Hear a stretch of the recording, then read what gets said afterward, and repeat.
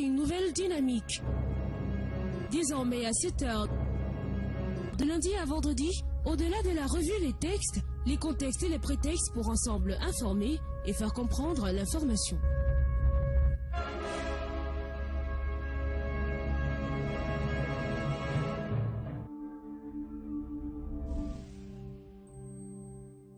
Nous sommes de retour sur le plateau de la matinale juste après cette courte pause en publicité avec nos différents partenaires. Et dans quelques instants, nous serons avec Jean-Jacques pour la revue de presse. Peut-être un ou deux messages rapidement, si vous donne mon cas. Ouais, on n'aura pas assez de temps pour prendre les messages. Ils sont tellement nombreux. On va tout simplement dire bonjour à Maître Fonchi Abraham qui nous suit du côté de Bafan. Il est greffier en chef près les tribunaux de Bafan dans le Haut-Cam. On lui dit bonjour. Merci d'être avec nous, Maître, tous les matins. On n'oublie pas Madame Akolo Gertrude, qui est chef d'agence, la régionale Biémassi, fidèle téléspectatrice de la matinale. Très bonjour, madame. Voilà. Et puis je dis bonjour à monsieur Yassi Charlie, qui nous regarde du côté d'Aban. Il y a toute la famille à la maison. Alors, monsieur Jean-Jacques Zé, bien le bonjour à vous et bienvenue sur le plateau de la matinale. Bonjour Ropi Byron, bonjour Silouane Moncam, bon retour à la maison. On salue également nos amis téléspectateurs et les auditeurs des différentes radios qui nous accompagnent. Voilà. Vous allez bien, Jean-Jacques? Ben, je crois que ça va. Le week-end a été Le week-end a été tout à fait rose, un peu comme votre robe ce matin. Nous avions été à la Fée-Rose Déco et nous avons pu découvrir tout ce que la Fée-Rose Déco propose comme offre en matière de mariage. C'était un peu féerique d'ailleurs. C'est ce qu'on a attendu, Sidoine. Tu as décidé de ta date de mariage. Tu me dis ça en direct comme ça. Et il a fait une grande annonce là-bas. Et d'ailleurs, merci à la Fée-Rose qui m'a permis d'être habillé en chemise italienne ce matin.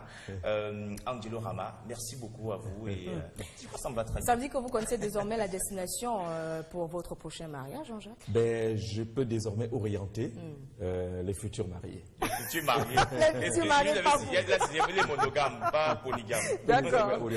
Merci d'être avec nous, Jean-Jacques. Ça fait plaisir. Et on va prendre tout de suite les différentes unes parues en kiosque. On va commencer par le guide hebdomadaire, l'anecdote ce matin. Vous savez bien que les États-Unis d'Amérique ont décidé de se retirer de l'UNESCO. C'est une information qui fait ébranler pratiquement le monde. Le choix de Donald Trump qui conteste les positions de l'UNESCO, qui considère justement que l'UNESCO est anti-israélien ou une organisation anti-israélienne. Quelles peuvent être les conséquences de ce retrait des États-Unis de l'UNESCO, puisque les États-Unis ne sont pas partis seuls et ils ont emporté dans leur bagage naturellement Israël aussi, qui décide de se retirer alors que cette organisation vient d'élire à sa tête une nouvelle patronne, une nouvelle directrice générale. Peut-on se passer du dollar yankee? Interroge l'anecdote dans un supplément spécial proposé ce matin qui rappelle quand même l'ardoise que laissent là-bas les États-Unis d'Amérique dans les caisses de l'UNESCO. 250 milliards de francs CFA d'impayés. Les conséquences et autres sont parcourues par le journal ce matin. Le patrimoine mondial est pratiquement passé au scanner pour rappeler le rôle mondial important de l'UNESCO, mais également sa place et sa construction, dit le journal, pour un intérêt humain. Au lendemain des dégâts et massacres de la Seconde Guerre mondiale, l'institution spécialisée a été créée le 16 novembre 1945 avec des missions précises et salutaires.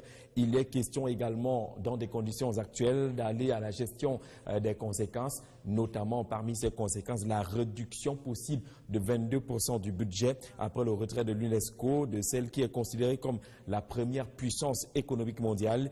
Il est clair que rien ne sera plus comme avant. C'est un supplément spécial sur le retrait de l'UNESCO et qui s'abreuve davantage au décryptage du professeur Mathias Eric Ouonangini. Le professeur explique les raisons du retrait des États-Unis de l'UNESCO. Il dit clairement que les États-Unis sont un contributeur important, pour ne pas dire le contributeur le plus important, et utilise cela comme une arme de chantage, d'où le retrait annoncé relativement à quelques positions problématiques de l'UNESCO au sujet du soutien au pas à l'État d'Israël, mais l'intégration en son sein de la Palestine. À lire absolument dans les colonnes d'anecdotes, l'anecdote qui utilise cependant une grande une assez jubilatoire ce matin, naturellement relativement à la victoire de l'équipe nationale du Cameroun, l'équipe féminine de volleyball à la Coupe d'Afrique des Nations. La finale, c'est samedi dernier ici à Yaoundé héroïque. Lions indomptables, le titre, le Guillaume hebdomadaire ce matin en sa grande une, rappelant justement le succès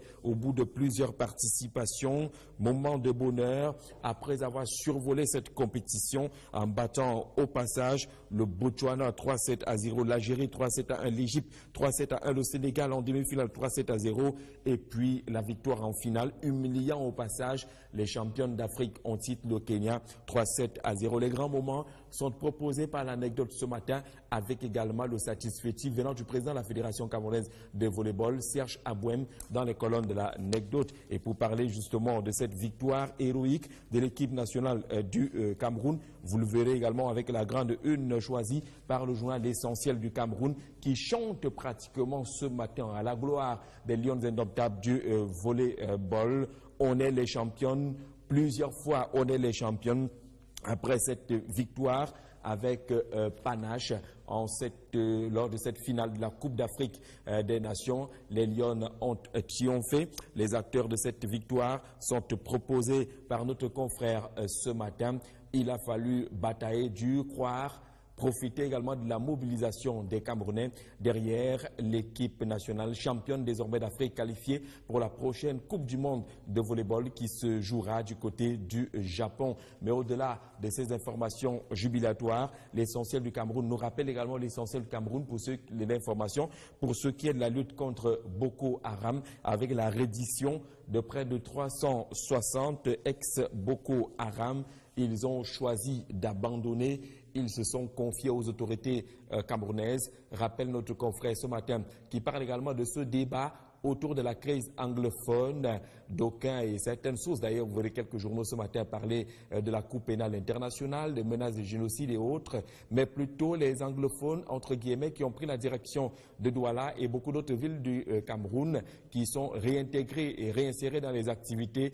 Il n'y a pas de problème pour les anglophones de Douala, nos problèmes tels que l'indique notre confrère ce matin, qui rappelle, comme beaucoup d'autres titres d'ailleurs ce matin, les actions qui ont été prises par les pouvoirs publics, notamment à la descente sur le terrain du ministre délégué à la présidence en charge de la Défense, Joseph Betty Assomo. Au-delà de la rencontre purement sécuritaire, il a été au chevet de ce que les journaux, notamment l'essentiel du Cameroun, appellent ce matin les assaillants du 1er octobre. Ils ont reçu des soins et ils sont aux petits soins des pouvoirs publics. Le ministre Joseph Betty Assomo a été dans les hôpitaux pour réconforter ceux des blessés des malheureux incidents du 1er octobre dernier. Au-delà de cette information, il y a le souci du dialogue, notamment avec l'envoi dès ce lundi sur le terrain des élites et autres délégations dépêchées par le Premier ministre chef du gouvernement afin d'établir les ponts de dialogue dans le nord-ouest et le sud-ouest. Ce sont les efforts qui se multiplient autour du dialogue, mais toujours le retour à la calmie totale, retour totalement au vivre ensemble, tel que l'indique Cameroun Tribune en sa grande une. Naturellement, le quotidien à capitaux publics n'oublie pas cette brillante victoire de la sélection nationale féminine de volleyball ici à Yaoundé. Les Lions, championnes d'Afrique, titre notre confrère, qui rappelle également les moments palpitants de cette compétition et davantage de la finale face à une équipe kenyane qui avait déjà indiqué être venue au Cameroun pour remporter un titre supplémentaire. Les Lions ont tenu 3-7-0, score final. Le premier titre tant attendu est arrivé après plusieurs participations en phase finale. Rappelle également Cameroun Tribune. Vous verrez également avec défis actuels que le défi du dialogue est prononcé. Puis les moyens envoie dès ce 15 octobre des délégations dans tous les arrondissements des régions anglophones pour un dialogue, dit-on, constructif, même si les premières réactions ne sont pas fondamentalement positives. Est-ce qu'on est en train d'aller vers un dialogue de sourds? Interroge défis actuels avec la sortie de quelques leaders qui ont proposé quelques préalables à la tenue de ces séances de dialogue, notamment la libération de tous ceux qui ont été interpellés, le retour à Internet, entre autres conditionnalités ou préalables envoyés par quelques responsables, dit-on, du consortium ou de l'organisation qui, naturellement, a soumis à l'attention des pouvoirs publics par voie d'Internet quelques préalables relativement à cette crise anglophone dialogue dans la crise anglophone, quotidien Émergence interroge ce qu'elle considère comme l'entourloupe gouvernementale démasquée en indiquant justement que les pouvoirs publics reprennent un exercice qui n'avait pas porté des fruits déjà au Cameroun, et certains qui semblent avoir compris la manœuvre sont en train de se désolidariser aujourd'hui. Le journal parle d'une entourloupe en sa grande une ce matin, mais donne également la parole à l'ancien secrétaire général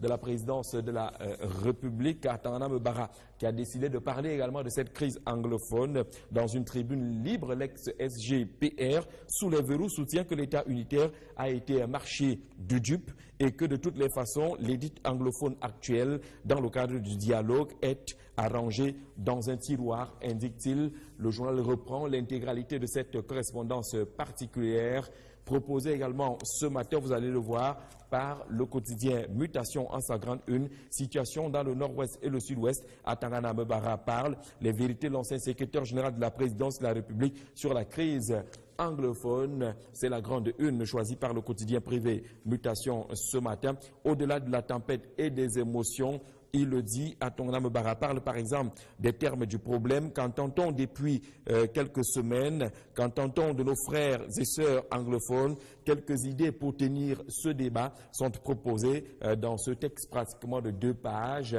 que publie ce matin Mutation. Repère parle également des différentes réactions autour de la crise anglophone. Cette fois-ci, une sorte de schisme qui est désormais visible entre le cardinal Christian Toumi et Monseigneur Samuel Cléda, qui est le président de la conférence épiscopale nationale du Cameroun. C'est la déchirure, indique Repère en sa grande une ce matin, rappelant justement que jusqu'ici, les 2 hommes d'église avaient prôné le dialogue, le recadrage des évêques de la province ecclésiastique de Bamenda par l'archevêque de Douala au sujet des événements du 1er octobre 2017 marque un schisme entre les 2 personnalités morales. Comment comprendre ce schisme aujourd'hui? C'est à découvrir avec Repère, qui parle également de ce dialogue en zone anglophone, en évoquant peut-être également la marche vers un dialogue pratiquement impossible. Pour son détour, le chef de l'État est également en train d'outiller et de manœuvrer pour trouver les voies de sortie. L'une de ces voies étant un remaniement ministériel. Le journal Sans détour nous apprend ce matin que à travers des sources bien introduites que le chef de l'État a reçu ces derniers temps et depuis la Suisse, certains dignitaires de son régime, avec au menu l'examen de ces questions d'actualité pour l'avenir immédiat du Cameroun dans les coulisses de leur consultation à Genève, indique Sans détour ce matin. De quoi ont-ils exactement parlé?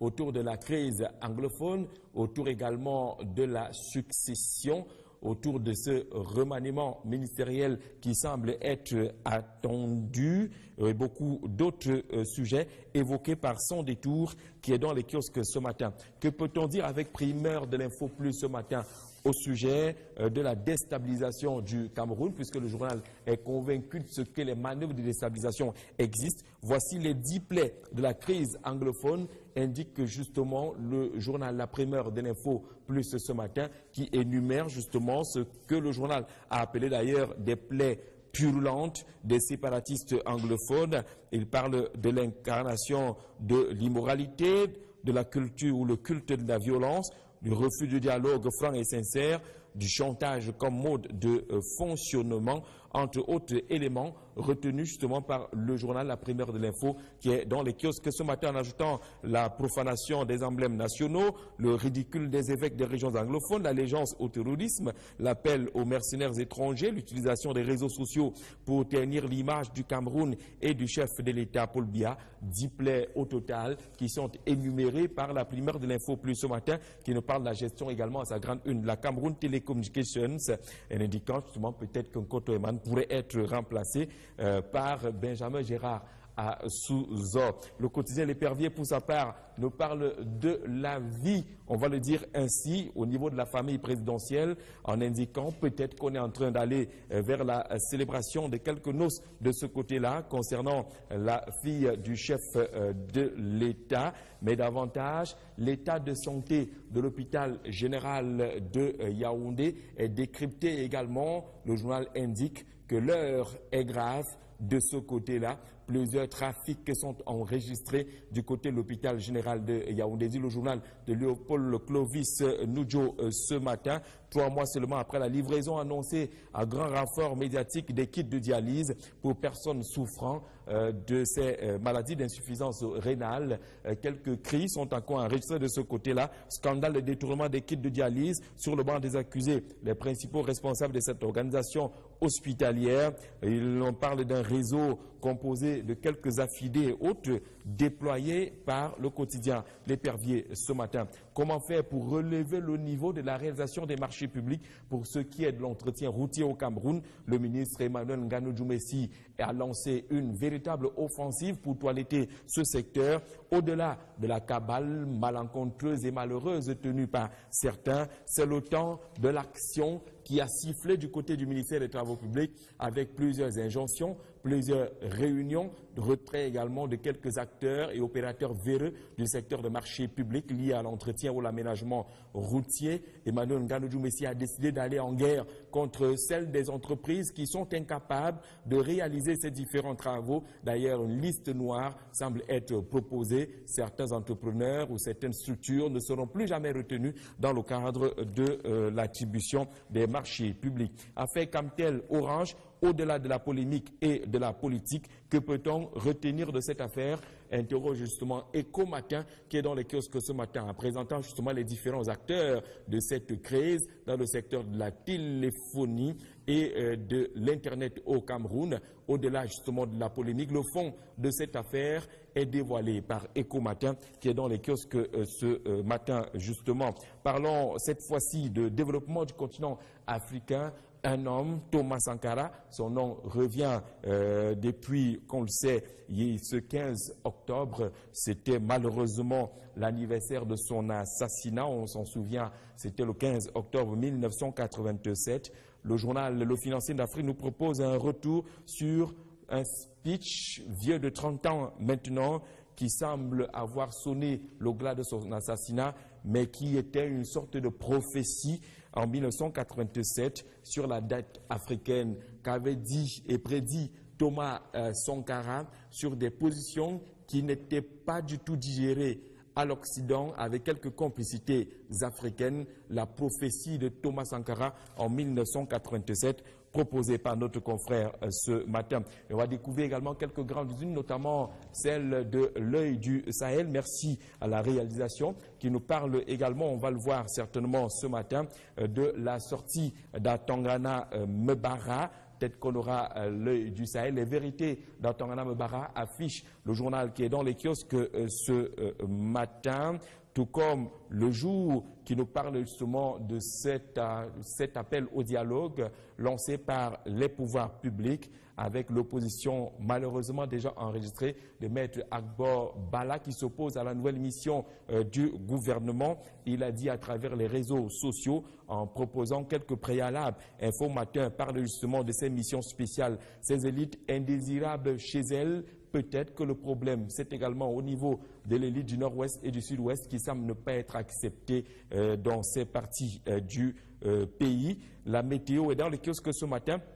On nous parle de cette marche annoncée le 21 octobre prochain, celle du Social Democratic Front, validée par les pouvoirs publics. Mais le sens profond de cette marche, selon la météo ce matin, c'est une marche du SDF pour contrecarrer ESSO et le RDPC, le chef de la délégation permanente régionale du RDPC, de plus en plus sur le terrain et qui occupe le terrain. La marche du SDF viserait tout simplement à briser cet élan du chef de mission régional du RDPC dans le littoral, le ministre Laurent Esso. L'indépendant est dans les kiosques ce matin et nous parle d'un soldat particulier, le soldat Joseph Betty Assomo, le ministre délégué à la présidence en charge de la défense, qui était sur le terrain, réunion, concertation et autres, mais également soutien à toutes ces personnes qui malheureusement ont eu quelques blessures pendant les événements et les incidents du 1er octobre dernier. Et puis à découvrir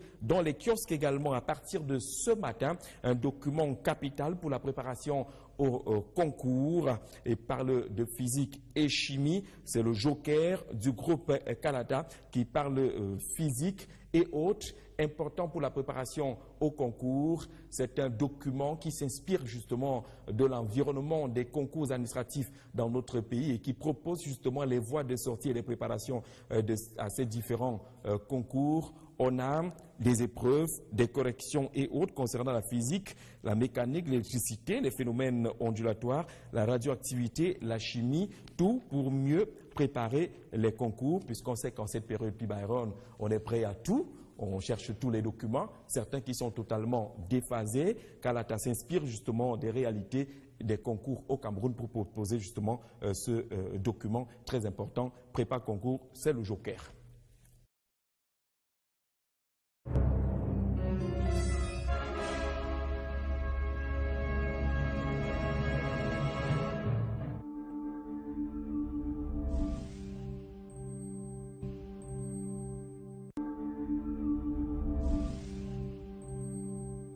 De retour sur le plateau, donc, après cette belle lecture des une que tu nous as proposé, Jean-Jacques Zé, on va s'attarder sur une question ce matin. C'est pas peut-être une question, hein, c'est beaucoup plus développé cette victoire. Voilà, un sujet en sport. Après les Lions du football, Jean-Jacques, les Lions du volleyball triomphent, pendant que chez les Lions, dans la tanière connaît pas mal de soucis. Est-ce qu'on s'y attendait quand même à une victoire comme celle des Lions du volleyball? Ben, je crois que ceux qui sont un peu loin de l'actualité liée au volleyball ne s'y attendaient pas. Mais ceux qui sont proches du volleyball, notamment qui côtoient la fédération, vous savez que la Fédération camerounaise de volleyball produit une émission sur les antennes de Vision 4, qui veut dire que l'actualité en matière de volleyball est très connue par ceux des téléspectateurs de la chaîne africaine. Ceux-là ne sont pas radicalement surpris. Sauf que c'était une compétition très relevée. Les équipes qui étaient annoncées, ce n'étaient pas les enfants de cœur. Lorsqu'on vous annonçait des adversaires de taille, tels que le Kenya, naturellement détenteur du trophée, vous aviez au passage l'Algérie, l'Égypte, le Sénégal, le Botswana. C'était quand même le haut niveau du volleyball et les Lions indoptables justement du Cameroun qui, au niveau de la grande opinion, n'étaient pas fondamentalement connus parce que vous avez quand même aussi le paradoxe camerounais en matière de volleyball et d'autres disciplines, c'est que les infrastructures ne suivent pas toujours. Si on n'avait pas le palais polyvalent des sports et quelques gymnases qui appartiennent soit au collège La Salle à Douala, soit à quelques établissements scolaires, on n'a pas des infrastructures qu'il faut pour véritablement développer le volleyball. Souvenez-vous de Bafia Evolution qui est une magnifique équipe, mais qui jouait quand même dans la cour du côté de Bafia, la cour de quelques établissements scolaires dans des conditions chaotiques, affrontant latérite et poussière et autres. Mais ces filles avaient le cœur et elles ont d'abord du talent. Et elles ont pu compter justement sur le public qui n'a pas manqué d'être là. Et c'est une victoire qui vient trancher justement avec les débats creux et vaseux qu'on a au Cameroun, notamment concernant la fameuse tanière de l'équipe nationale du Cameroun. Vous savez que la tanière de l'équipe nationale du Cameroun, c'est le gisement des faits divers, c'est, j'allais dire, le recueil des choses paranormales. C'est un peu l'équipe qui marche parfois avec, comme on dit au village, la tête en bas, les pieds en l'air. Mais les autres sont quand même en train de se préparer. Et les victoires comme celle-là sont celles qui rappellent justement qu'il ne faut pas qu'au Cameroun on commence à catégoriser les sports. Voilà, on a souvent l'habitude ici de dire qu'il n'y a pas de sport mineur, majeur ou de sport réservé. C'est le sport et c'est la grande famille sportive. Et c'est justement l'occasion pour les autorités compétentes de valoriser également tous les autres sports, comme vous le faites, comme vous le dites, parce que d'habitude, on a l'impression qu'il n'y a que le football, tout tourne autour du ballon rond. Est-ce que là, on ne pourrait pas tirer en dehors du volley, là? Il y a d'autres sports. Vous savez que pendant que les Lions triomphaient, le Cameroun triomphait au Tour international cycliste Chantal Biya. Mais cela n'a pas fait l'objet de quelques grands commentaires que ce soit. Ouais, c'est un Camerounais qui a gagné cette édition du Tour cycliste Chantal Biya. Des Nations, la finale, elle est même passée, on va le dire comme ça, inaperçue. Hein, on l'a pas eu. Les journaux n'en ont pas parlé aujourd'hui. Ce qui est à critiquer, c'est justement lorsque vous avez vu cette finale. Pendant longtemps, nous on était connectés en même temps sur les réseaux sociaux et la question qu'on se posait, où sont les ministres femmes de la République? Parce que le ministre des Sports était pratiquement assis seul. On s'attendait quand même à voir le ministre de la promotion de la femme et de la famille. On s'attendait. Oui, je parle des femmes. Je parle des femmes. Le ministre du Travail est un sportif. Il est vice-président d'ailleurs du Comité national olympique. Le ministre, on a été un sportif, Grégoire, il est vice-président du comité national olympique et sportif, a dit que le sport et lui, c'est pratiquement la même chose. Il a toujours été là, mais on notera quand même qu'on est quand même dans le cas de la promotion de la femme, et que les femmes sont en train de triompher de cette façon-là. Les membres du gouvernement qui, par leur présence, quand même, auraient pu dire à leurs filles que nous sommes là, nous vous soutenons. Vous allez voir que, en guise de rattrapage, elles vont se lever aujourd'hui pour proposer quelques enveloppes à des sommes parfois. Oui, quelques encouragements. Donc, ce qu'on on voulait voir d'abord aussi ces femmes massivement représentées au niveau du gouvernement et autres pour que, naturellement, le 12e homme, j'allais dire comme au football, la 12e, la 13e, non, pardon, la 13e, soit essentiellement également composé justement de ces femmes du gouvernement qui sont venues crier, qu'elles mettent même des maillots de l'équipe nationale du Cameroun, qu'elles mettent des gadgets de cette équipe nationale du Cameroun et qu'elles viennent soutenir. On s'est demandé où elles étaient, pourquoi est-ce qu'elles n'étaient pas au courant de ce que les braves filles camerounaises étaient en train d'aller arracher ce trophée, étaient en train de défendre les couleurs du Cameroun. Non, je pense que des victoires comme celle-là doivent amener les pouvoirs publics à avoir un peu plus de considération pour ce qui est des autres disciplines qui sont parfois considérées comme des disciplines marginales à tort. Vous voyez que lorsque les États-Unis d'Amérique vont aux Jeux Olympiques, ce n'est pas pour gagner la médaille du football, parce que ce n'est pas trop leur affaire d'aller gagner une médaille de football, d'aller gagner une médaille de telle ou telle discipline collective. On met l'accent sur l'athlétisme, on met l'accent sur les sports bizarres, les tirs et autres, parce qu'on sait que là-bas, il n'y aura pas beaucoup d'adversaires. On doit pouvoir mettre également l'accent sur d'autres disciplines, telles que le volleyball, parce qu'on a une équipe, on a des joueurs et des joueuses qui peuvent porter haut les couleurs du Cameroun. Et je salue l'initiative que les Jeux universitaires sont en train de prendre pour essayer de tropicaliser ces Jeux. Pour les Jeux qui vont se tenir à Maroua, un accent particulier va être mis sur la lutte traditionnelle. C'est une discipline locale. Le Sénégal aujourd'hui est une vitrine en matière de lutte traditionnelle. Le Cameroun, notamment la partie septentrionale, connaît la lutte traditionnelle. On peut également investir sur des disciplines comme celle-là et aller à la conquête des auréoles au niveau du monde. Donc on doit pouvoir diversifier, on doit toiletter également. Et dans tous les cas, il faut tirer un coup de chapeau au président de la Fédération camerounaise de volleyball, Serge Abouem. Les garçons ont déjà eu à remporter des trophées continentaux. Aujourd'hui, ce sont les femmes. C'est un peu l'exemple de la locomotive qui avance pendant que les chèvres se renversent dans le wagon marchandises. Oui, parce qu'il y a beaucoup de gens qui, au lieu d'œuvrer pour le développement du sport, sont en train de regarder plutôt les acteurs et les acteurs actifs. Ceux qui sont inactifs ne sont jamais évoqués. C'est ça au Cameroun. Vous avez des fédérations totalement amorphes, endormies, évanouies au Cameroun, mais on ne les évoque jamais. Une fois qu'un président essaie de relever le niveau de sa discipline, vous allez voir comment quelques hiboux vont commencer à vouloir chercher les poux sur la tête même de ceux qui n'ont pas de cheveux. C'est malheureusement comme ça que ça marche. Des chauves. Hein. Si mon Congo est bon. Ils vont chercher les poux de ce côté-là. C'est vrai que dans ces différents sports aujourd'hui, les dames, elles courent vraiment. Mais les hommes courent étant assis. C'est-à-dire qu'ils n'évoluent pas. Mais aucun journal n'a parlé de ce champion en athlétisme. Non, il y a quand même l'anecdote qui consacre sa grande une. Il n'y a que l'anecdote. Et il y a l'essentiel du Cameroun. Ouais. Il y a aussi Cameroun Tribune, pour être honnête, qui ont également parlé de cette victoire. Vous avez vu en couverture des différentes pages là. Vous savez qu'on ne fera pas la critique. On ne fera pas la critique des grandes unes choisies par les journaux. On n'est pas sûr fondamentalement d'avoir les compétences nécessaires. Mais on dira que c'est une grande actualité. Et ceux des journaux qui savent ce que c'est qu'une actualité ont pu intégrer cette actualité à partir de la grande une.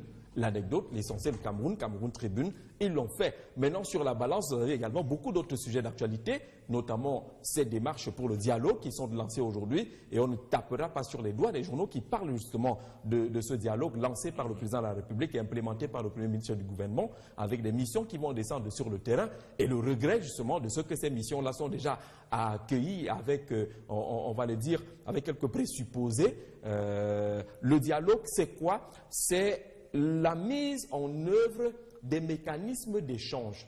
C'est lorsque vous vous asseyez que vous proposez également ce que vous attendez. C'est-à-dire qu'il ne faut pas que dès qu'on annonce dialogue, que les portes se referment, que le radicalisme se réinstalle.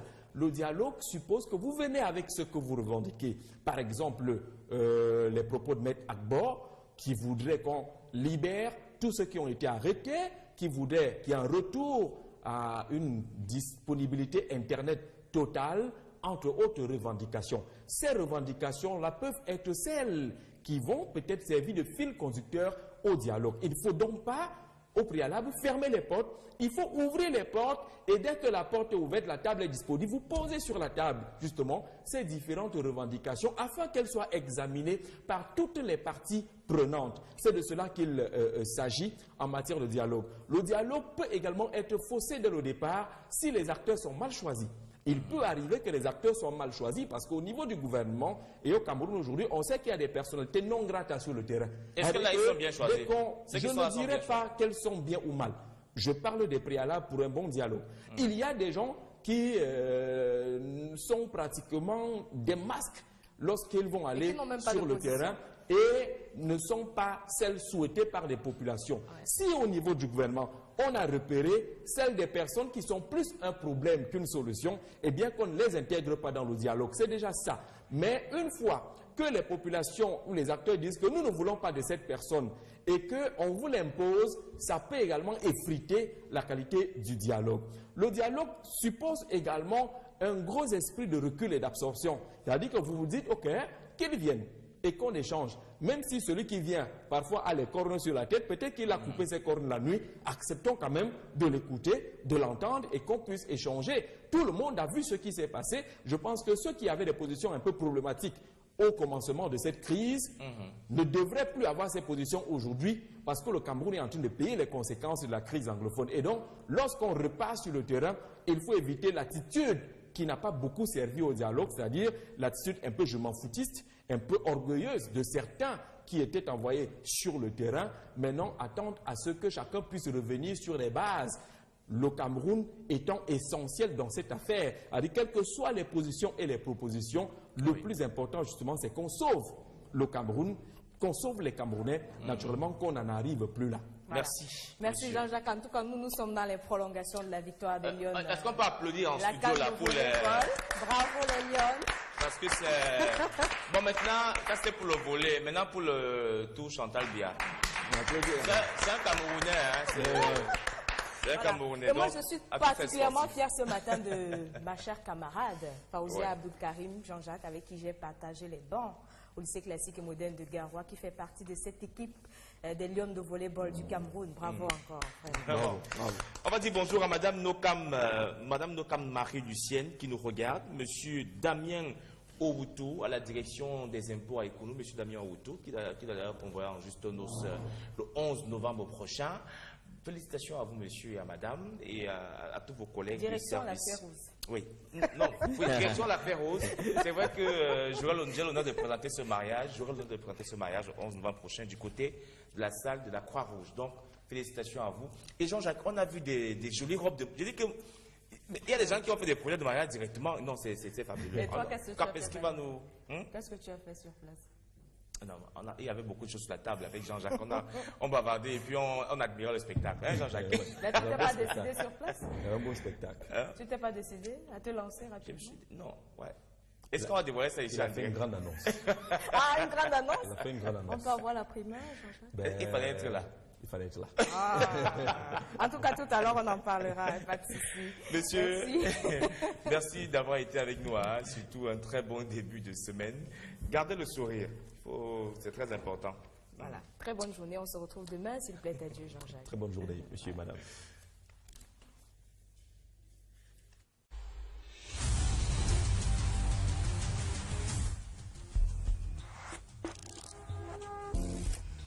Le professeur explique les raisons du retrait des États-Unis de l'UNESCO. Il dit clairement que les États-Unis sont un contributeur important, pour ne pas dire le contributeur le plus important, et utilise cela comme une arme de chantage, d'où le retrait annoncé relativement à quelques positions problématiques de l'UNESCO au sujet du soutien au pas à l'État d'Israël, mais l'intégration en son sein de la Palestine. À lire absolument dans les colonnes d'anecdotes, l'anecdote qui utilise cependant une grande une assez jubilatoire ce matin, naturellement relativement à la victoire de l'équipe nationale du Cameroun, l'équipe féminine de volleyball à la Coupe d'Afrique des Nations. La finale, c'est samedi dernier, ici à Yaoundé, héroïque, Lyon indomptable, le titre, le hebdomadaire ce matin en sa grande une, rappelant justement le succès au bout de plusieurs participations. Moment de bonheur après avoir survolé cette compétition en battant au passage le Botswana 3-7-0, l'Algérie 3-7-1, l'Égypte 3-7-1, le Sénégal en demi-finale 3-7-0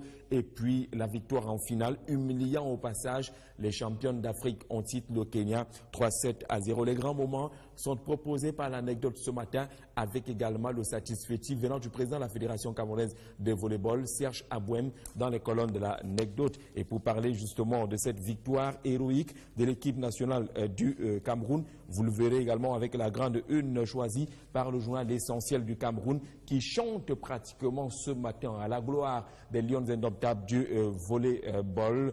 On est les championnes, plusieurs fois on est les championnes. Après cette victoire avec panache lors de cette finale de la Coupe d'Afrique des Nations, les Lions ont triomphé. Les acteurs de cette victoire sont proposés par notre confrère ce matin. Il a fallu batailler dur, croire, profiter également de la mobilisation des Camerounais derrière l'équipe nationale championne désormais d'Afrique qualifiée pour la prochaine Coupe du Monde de volleyball qui se jouera du côté du Japon. Mais au-delà de ces informations jubilatoires, l'essentiel du Cameroun nous rappelle également l'essentiel du Cameroun pour l'information pour ce qui est de la lutte contre Boko Haram avec la reddition de près de 360 ex-Boko Haram. Ils ont choisi d'abandonner. Ils se sont confiés aux autorités camerounaises. Rappelle notre confrère ce matin qui parle également de ce débat autour de la crise anglophone. D'aucuns et certaines sources, d'ailleurs, vous verrez quelques journaux ce matin parler de la Cour pénale internationale, des menaces de génocide et autres, mais plutôt les anglophones, entre guillemets, qui ont pris la direction de Douala et beaucoup d'autres villes du Cameroun qui sont réintégrées et réinsérées dans les activités. Il n'y a pas de problème pour les anglophones de Douala, nos problèmes tels que l'indique notre confrère ce matin, qui rappelle, comme beaucoup d'autres titres d'ailleurs ce matin, les actions qui ont été prises par les pouvoirs publics, notamment à la descente sur le terrain du ministre délégué à la présidence en charge de la Défense, Joseph Betty Assomo. Au-delà de la rencontre purement sécuritaire, il a été au chevet de ce que les journaux, notamment l'essentiel du Cameroun, appellent ce matin les assaillants du 1er octobre. Ils ont reçu des soins et ils sont aux petits soins des pouvoirs publics. Le ministre Joseph Betty Assomo a été dans les hôpitaux pour réconforter ceux des blessés des malheureux incidents du 1er octobre dernier. Au-delà de cette information, il y a le souci du dialogue, notamment avec l'envoi dès ce lundi sur le terrain des élites et hautes délégations dépêchées par le Premier ministre chef du gouvernement afin d'établir les ponts de dialogue dans le nord-ouest et le sud-ouest. Ce sont les efforts qui se multiplient autour du dialogue, mais toujours le retour à la calmie totale, retour totalement au vivre ensemble, tel que l'indique Cameroun Tribune en sa grande une. Naturellement, le quotidien à capitaux publics, n'oubliez pas cette brillante victoire de la sélection nationale féminine. On revient depuis qu'on le sait, ce 15 octobre, c'était malheureusement l'anniversaire de son assassinat. On s'en souvient, c'était le 15 octobre 1987. Le journal Le Financier d'Afrique nous propose un retour sur un speech vieux de 30 ans maintenant qui semble avoir sonné le glas de son assassinat, mais qui était une sorte de prophétie en 1987 sur la dette africaine qu'avait dit et prédit Thomas Sankara sur des positions qui n'étaient pas du tout digérées à l'Occident avec quelques complicités africaines. La prophétie de Thomas Sankara en 1987 proposée par notre confrère ce matin. Et on va découvrir également quelques grandes unes, notamment celle de l'œil du Sahel. Merci à la réalisation qui nous parle également, on va le voir certainement ce matin, de la sortie d'Atangana Mbara. Peut-être qu'on aura l'œil du Sahel. Les vérités d'Atangana Mbara affiche le journal qui est dans les kiosques ce matin, tout comme le jour qui nous parle justement de cet appel au dialogue lancé par les pouvoirs publics avec l'opposition malheureusement déjà enregistrée de Maître Agbor Bala qui s'oppose à la nouvelle mission du gouvernement. Il a dit à travers les réseaux sociaux en proposant quelques préalables. Info Matin parle justement de ces missions spéciales, ces élites indésirables chez elles peut-être que le problème, c'est également au niveau de l'élite du Nord-Ouest et du Sud-Ouest qui semble ne pas être acceptée dans ces parties du pays. La météo est dans les kiosques ce matin. On nous parle de cette marche annoncée le 21 octobre prochain, celle du Social Democratic Front, validée par les pouvoirs publics. Mais le sens profond de cette marche, selon la météo ce matin, c'est une marche du SDF pour contrecarrer ESSO et le RDPC, le chef de la délégation permanente régionale du RDPC, de plus en plus sur le terrain et qui occupe le terrain. La marche du SDF viserait tout simplement à briser cet élan du chef de mission régional du RDPC dans le littoral, le ministre Laurent Esso, l'indépendant, est dans les kiosques ce matin et nous parle d'un soldat particulier, le soldat Joseph Betty Assomo, le ministre délégué à la présidence en charge de la défense, qui était sur le terrain, réunion, concertation et autres, mais également soutien à toutes ces personnes qui malheureusement ont eu quelques blessures pendant les événements et les incidents du 1er octobre dernier. Et puis à découvrir dans les kiosques également à partir de ce matin un document capital pour la préparation au concours et parle de physique et chimie. C'est le Joker du groupe Canada qui parle physique et autres. Important pour la préparation au concours. C'est un document qui s'inspire justement de l'environnement des concours administratifs dans notre pays et qui propose justement les voies de sortie et de préparation à ces différents concours. On a des épreuves, des corrections et autres concernant la physique, la mécanique, l'électricité, les phénomènes ondulatoires, la radioactivité, la chimie, tout pour mieux préparer les concours, puisqu'on sait qu'en cette période Byron, on est prêt à tout. On cherche tous les documents, certains qui sont totalement déphasés. Kalata s'inspire justement des réalités des concours au Cameroun pour proposer justement ce document très important. Prépa concours, c'est le Joker.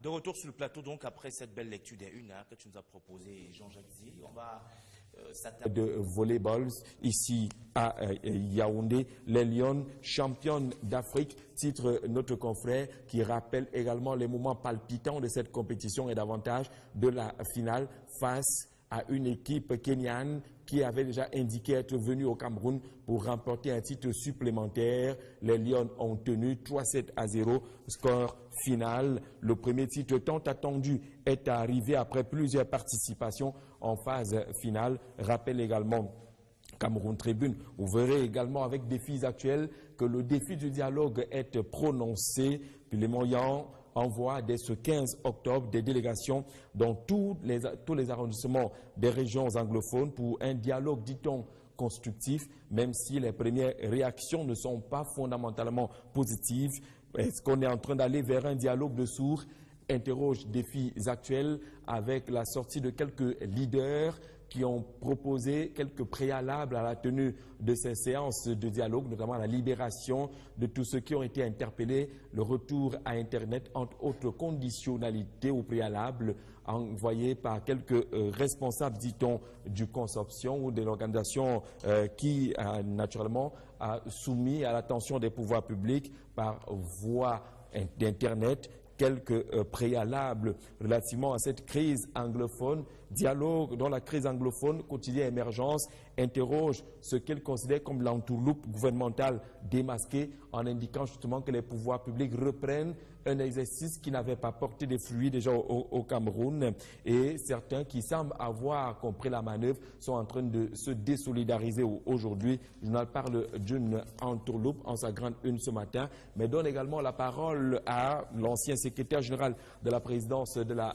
République, Atangana Mbara, qui a décidé de parler également de cette crise anglophone. Dans une tribune libre, l'ex-SGPR soulève verrou, soutient que l'État unitaire a été un marché de dupes et que de toutes les façons, l'édite anglophone actuelle, dans le cadre du dialogue, est arrangée dans un tiroir, indique-t-il. Le journal reprend l'intégralité de cette correspondance particulière, proposée également ce matin, vous allez le voir, par le quotidien Mutation en sa grande une. Situation dans le nord-ouest et le sud-ouest. Atangana Mebara parle. Les vérités de l'ancien secrétaire général de la présidence de la République sur la crise anglophone. C'est la grande une choisie par le quotidien privé Mutation ce matin. Au-delà de la tempête et des émotions, il le dit, Atangana Mebara parle par exemple des termes du problème. Qu'entend-on depuis quelques semaines? Qu'entend-on de nos frères et sœurs anglophones? Quelques idées pour tenir ce débat sont proposées dans ce texte pratiquement de 2 pages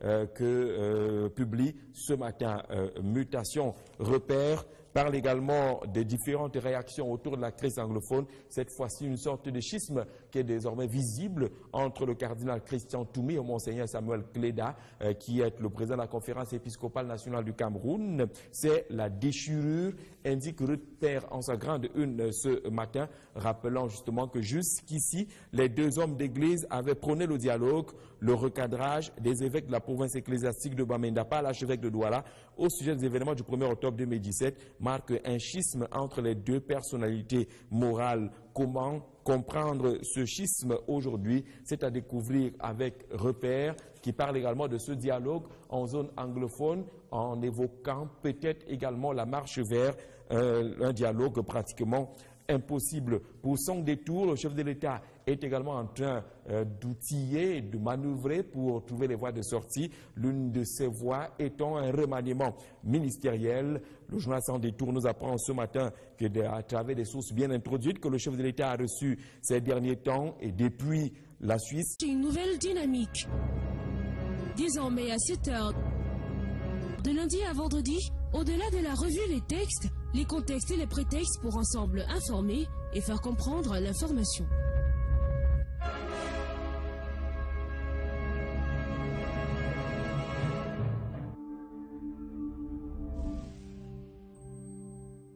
Nous sommes de retour sur le plateau de la matinale juste après cette courte pause en publicité avec nos différents partenaires.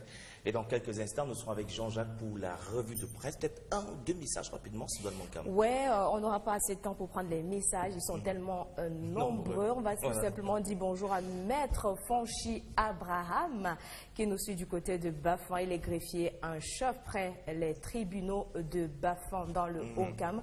On lui dit bonjour. Merci d'être avec nous, Maître, tous les matins. On n'oublie pas Madame Akolo Gertrude qui est chef d'agence la régionale Biémassi, fidèle téléspectatrice de la matinale. Très bonjour madame. Voilà. Et puis je dis bonjour à monsieur Yassi Charlie qui nous regarde du côté d'Aban. Il y a toute la famille à la maison. Alors, monsieur Jean-Jacques Zé, bien le bonjour à vous et bienvenue sur le plateau de la matinale. Bonjour Ropi Byron, bonjour Silouane Moncam, bon retour à la maison. On salue également nos amis téléspectateurs et les auditeurs des différentes radios qui nous accompagnent. Voilà. Vous allez bien, Jean-Jacques? Ben, je crois que ça va. Le week-end a été Ben, le week-end a été tout à fait rose, un peu comme votre robe ce matin. Nous avions été à la Fée-Rose Déco et nous avons pu découvrir tout ce que la Fée-Rose Déco propose comme offre en matière de mariage. C'était un peu féerique d'ailleurs. C'est pas qu'on a attendu Sidoine. Tu as décidé de ta date de mariage.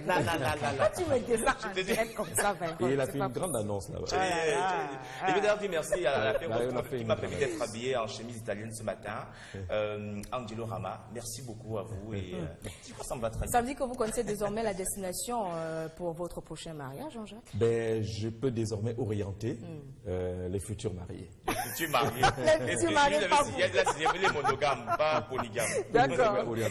Merci d'être avec nous, Jean-Jacques, ça fait plaisir. Et on va prendre tout de suite les différentes unes parues en kiosque. On va commencer par le bi-hebdomadaire, l'anecdote ce matin. Vous savez bien que les États-Unis d'Amérique ont décidé de se retirer de l'UNESCO. C'est une information qui fait ébranler pratiquement le monde.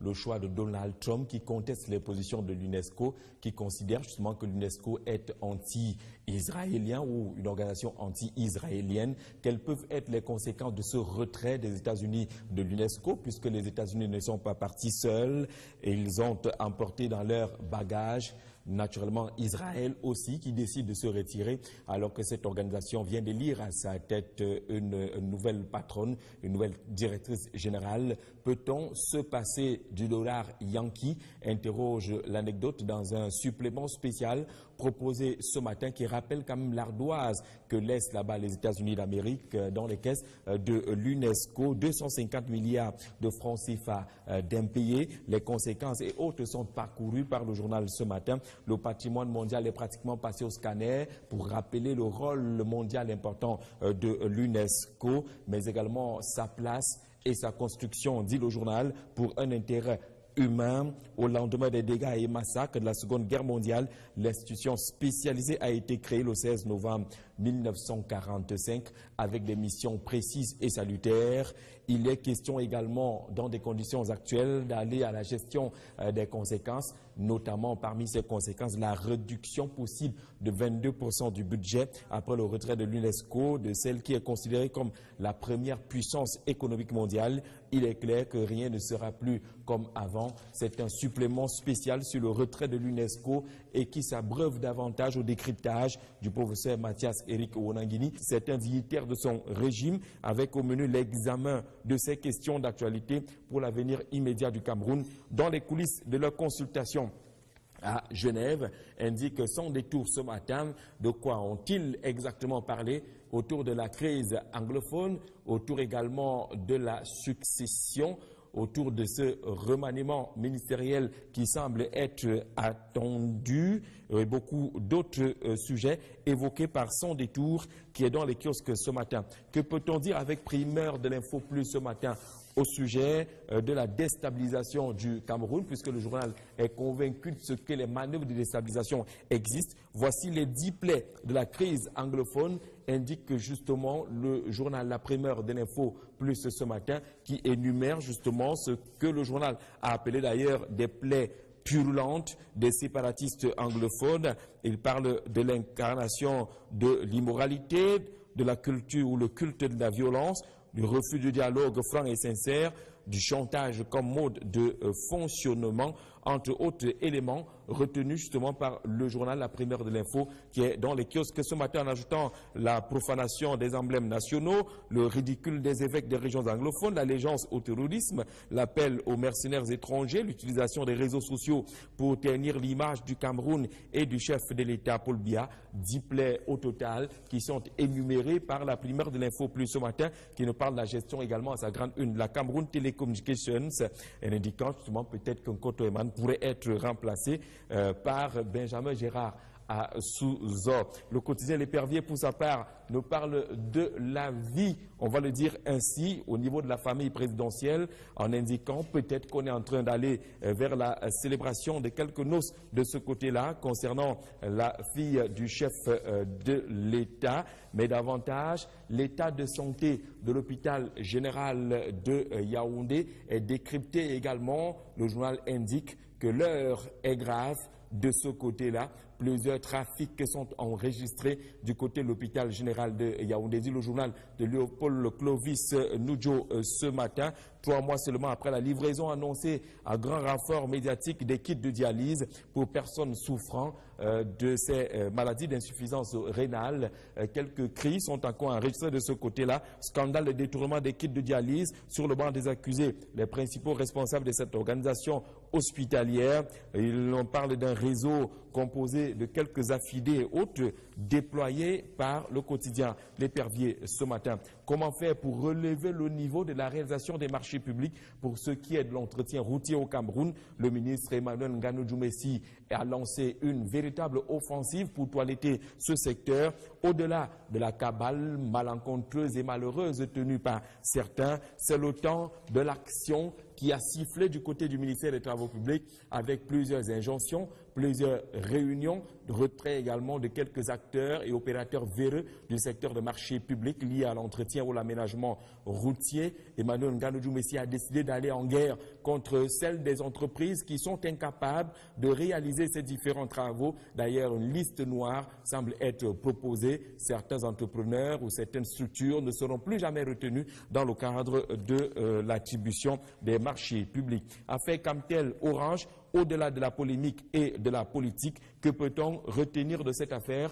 Interroge justement Eco-Matin, qui est dans les kiosques ce matin, en présentant justement les différents acteurs de cette crise dans le secteur de la téléphonie et de l'Internet au Cameroun. Au-delà justement de la polémique, le fond de cette affaire est dévoilé par Eco-Matin, qui est dans les kiosques ce matin justement. Parlons cette fois-ci de développement du continent africain.